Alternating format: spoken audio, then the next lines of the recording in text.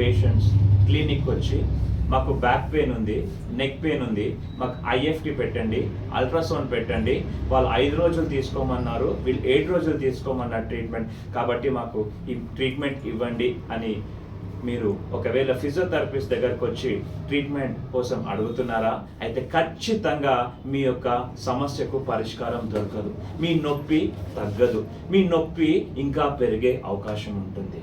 Physiotherapy అంటే IFT ultrasound మాత్రమే కాదండి, అవి ట్రీట్మెంట్లో 2 పరికరాలు మాత్రమే. ఫిజియోథెరపీలో హై ఫ్రీక్వెన్సీ కరెంట్స్, లో frequency currents, medium frequency currents అని మేము కరెంట్స్ని చదవడం జరుగుతుంది.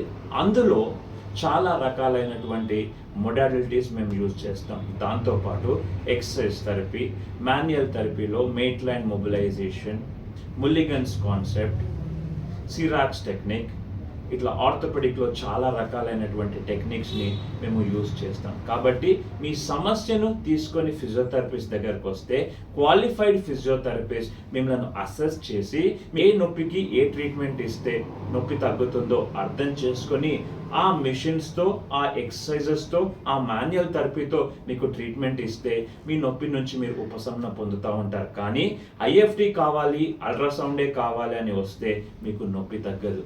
కాబట్టి గూగుల్లో చూసి మీరు రావడం కంటే, ఎవరో చెప్పారు కాబట్టి నాకు ఈ ట్రీట్మెంట్ కావాలి అని అడగడం కంటే 4.5 years చదివినటువంటి ఫిజియోథెరపిస్ట్ దగ్గరికి వెళ్తే అతడు డిసైడ్ చేసి మీకు ట్రీట్మెంట్ ఇస్తాడు. తద్వారా మీరు నొప్పి నుంచి ఉపశమనం పొందుతారు. Thank you.